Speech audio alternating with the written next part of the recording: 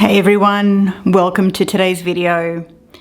Today is a bit of a different video for me. I thought I would just do a little video on how I became obsessed with makeup and skincare.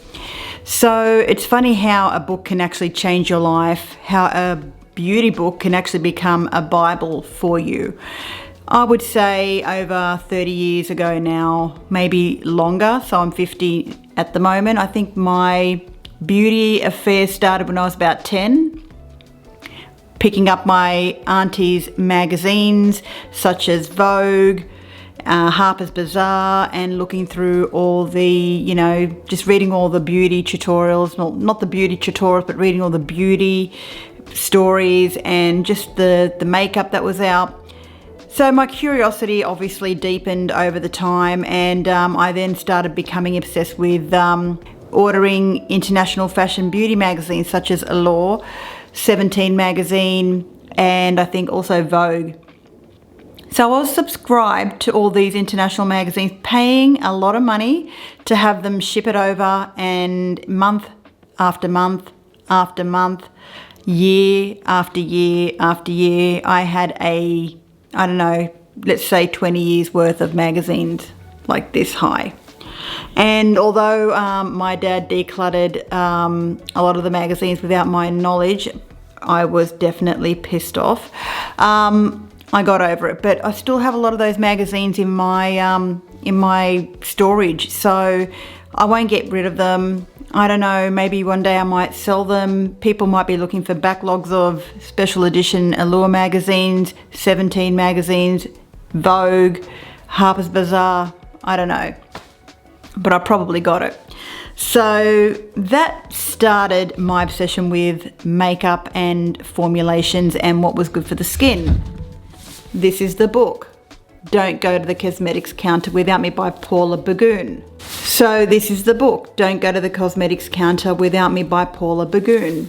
The 4th edition. This book is literally like, if we were to put all the stuff that's going on in the beauty world now, the book would be like, too wide. So the book is now digitalized, and you can go to the cosmetics counter or the Beautopia website, beautopia.com I think it's called, and look up all the reviews and you can look up all the reviews, you can look up all the formulations. It tells you that it's an eye-opening guide in brand name cosmetics. Now, Paula Begoun literally started this whole thing.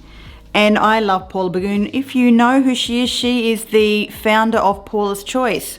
She has her own cosmetics line. You would know her as selling the best-selling BHA solution, the exfoliant that's a liquid and gel. She has just fabulous, top-notch formulations. I love her products.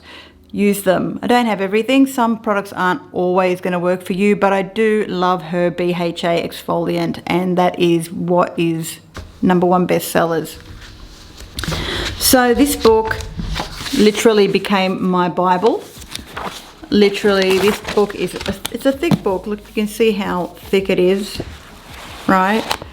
It's all categorized into the brands, and Clinique, Jessie, Biotherm, it goes on, Orlan.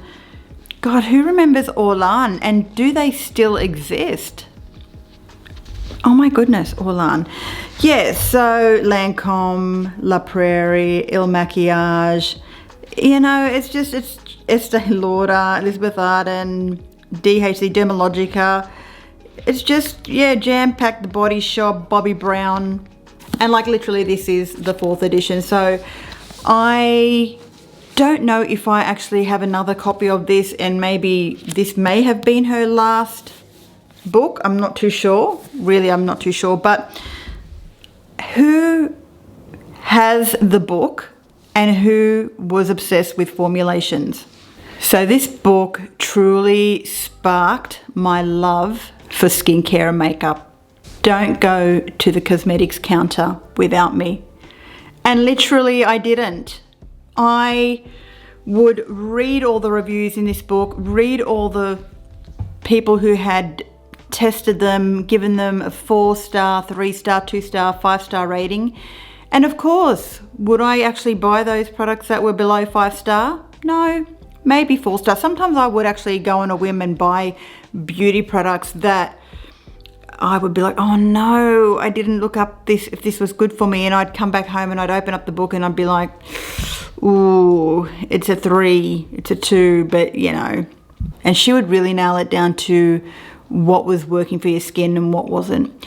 Big on a lot of denatured alcohol, you know, big on things that would dry your skin out, things that you think that you were putting on your face that were good but were actually going to be doing damage to your skin over time. And a lot of the times I just literally believed, and still do, that her research on these formulations was actually accurate. And you know, some people might argue, yeah, well, everyone's skin is different, and that's true. But I can honestly say that I'm 50 years old and I feel like my skin today is because of the knowledge that has come from this book. Okay, you know, big on sunscreen and just the right formulations to, you know, how to layer alpha hydroxy acids, BHAs, ALAs, I don't know, just there's so many things like just, yeah, layering. That was really important to me. And I was always seeking out, you know, what are the most budget friendly options, because she would give you all that. And the way she would do that was, for example, let me flick through. Let's look at Dermalogica, for example. If you look at Dermalogica, I'm sorry, I'm going to have to put the thing down a bit. If you look at Dermalogica, you can see that she's, you know, got smiley marks, smiley faces, or a sad face, or a neutral face that would pretty much indicate whether something was good or bad.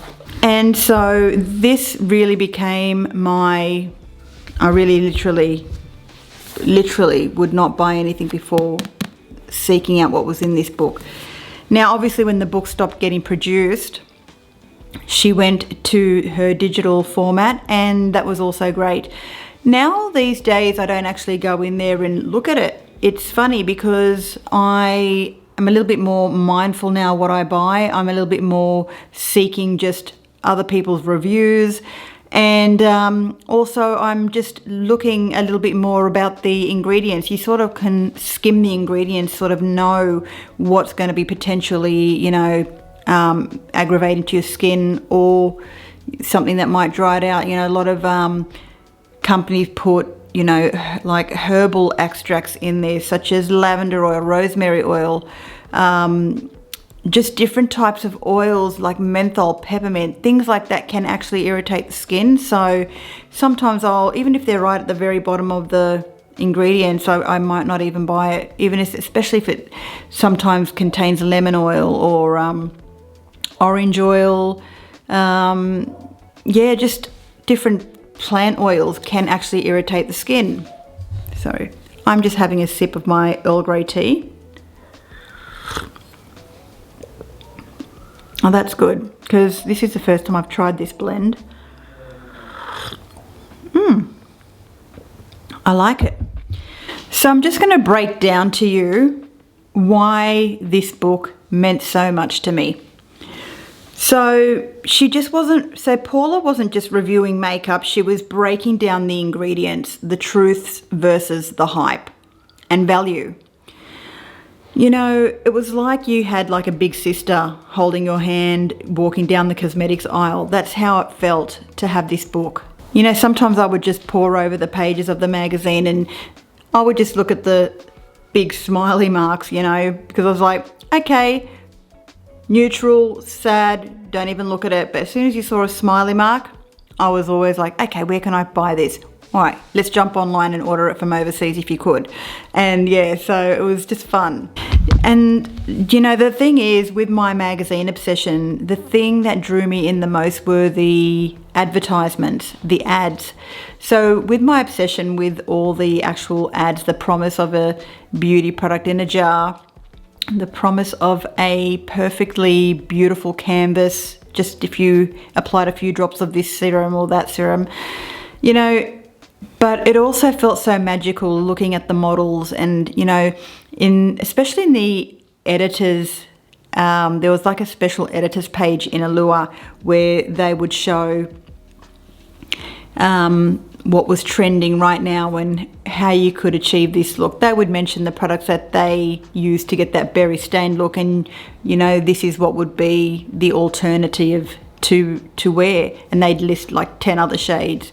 And I just loved reading about that. I used to just obsess about, you know, the next best thing in the hair, the next best mascara, eyeliner. It was so magical. And now it's just so overflooded, like it's just a bit too overwhelming to keep up. But that's what's happened, you know. Times have changed, and now we just rely on, you know, companies are just, you know, mass producing all these products, pretty much the same formulations, if I may say so myself, and all reformulating them to be not as good as previously, because, you know, talc's very scary these days. I mean that as in tongue-in-cheek, because, you know. But what I'm trying to say is I would love reading the beauty editor columns and all the stylists that went out to review the products. They would be sent dozens and dozens and dozens and dozens and like hundreds of products to test out, and they would be expected to let you know what was the best. Do I remember my first beauty product that I ever bought? I can't say that I do, but I do know that once I started getting into makeup, I know it was in high school, and I know it was CoverGirl eyeliner and foundation, but in particular it was just using the eyeliner in the eyes every day at school. And then from there, I guess it progressed to lipstick. I remember in high school I was obsessed with Australis Almond Cream lipstick. That was one of my favorite repeated buys. Sometimes I would literally just stock up on it, and you know, because I had to always have it on hand. But it's now discontinued, so I do have a dupe for that one. Dirty Talk by e.l.f. satin lipstick. And I remember the craze with Black Honey lipstick by Clinique. I remember the infatuation with Prescriptives, which was owned by Estee Lauder at the time. L'Oreal bronzers, not just Clinique. Just all those brands that still exist today. But, you know, it's just, you know, Urban Decay. I remember being so jealous of the US that were stocking Urban Decay eyeshadows, and we weren't able to get it here in Australia because we weren't able to order it online at the time. It just wasn't allowed. And just thinking how lucky these people were to have access to these beauty products that I would just lust over in the magazines. I would just lust over them. And I remember saying, oh, I just really want to get this. I've got to find a way to get it. Who do I know overseas that can ship it over to me? You know, and then it also became one of those things where you had to sign up for overseas shipping, pay a fee, get a mailbox set up in, say, Florida, order it online, let it ship to that place in Florida, and then they would ship it then to you in Australia. I remember also being distinctly obsessed with Prescriptive's Magic Cream. It was this like highlighter that had drops, and you would mix it into your foundation or just all over your face, and it was like holographic colors. Like, it just had all the colors like pink, yellow, green. It was just like a pearl drop highlighter. Remember also Benefit's Kitten Hills highlighter in a tube, putting that on the face and just dabbing it on. Then I became obsessed with Chanel eyeshadows, going overseas, getting my first Chanel eyeshadow palette. I've still got that to this very day, my very first one. It's discontinued, they don't make it anymore. And just, yeah, being obsessed, and still am, but now I've calmed down so much to the point where I have an abundance of makeup.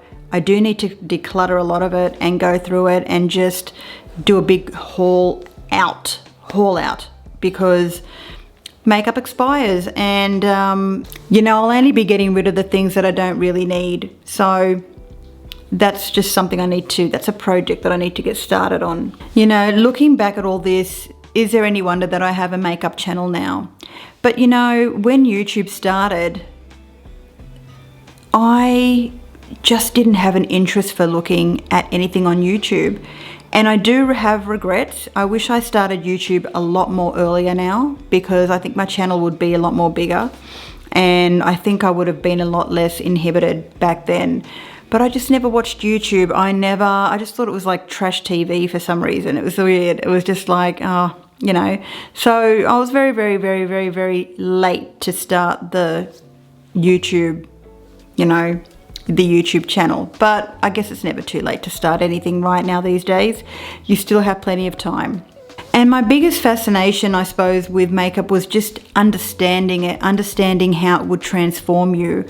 To me, makeup has always been therapeutic in the application. There's something so beauty, ritualistic about the whole routine.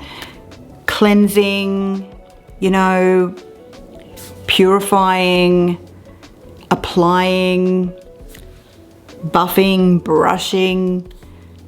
Yeah, just technique of makeup, brushes, sponges, all that just mesmerized me. It actually mesmerized me so much. And I often wonder why I didn't get into beauty school. Like, why didn't I do a beauty therapy course or a hairdressing course? You know, sometimes I still think that I would love to be a hairdresser. And no, I know it's never too late. And hey, I might end up doing a hairdressing course one day. You just don't know. Things are changing in the world. If you have a book or a magazine or even a memory that sparked your love for beauty, drop it in the comments below. I would love to hear all about it. And let me know if you own the book. Don't go to the cosmetics counter without me. Or are you subscribed digitally to Beautopia or Beautypedia? That's what it is. It's called Beautypedia. I may have only been, I don't think so, but I may have only been the only 10-year-old girl obsessed with anti-aging products and anti-aging ingredients. But hey, that curiosity has still never left me. Anyway, that's been my little spiel for the day. I could go on. It's more comfortable for me talking to makeup related things when I'm talking to someone who's also beauty obsessed, especially face to face. And oh, how I love to be talking about makeup when it's face to face with someone, because it's just, oh, did you try this? Have you tried that? Oh, what are you trying? I've always been curious to know what other people are using, you know, because it's like, oh, that must be good. I got to get it, you know. So there you have it, guys. Let me know again, please, in the comments below. How did you get into makeup? Are you only just getting into makeup now? What are you dying to know more about? Maybe I can shed some light on it. I'm not a beauty queen, but you know, I'm not a beauty guru, but in my own mind I think I am. So hey, there's that. All right guys, love you and leave you. Have a good rest of the day. Bye for now.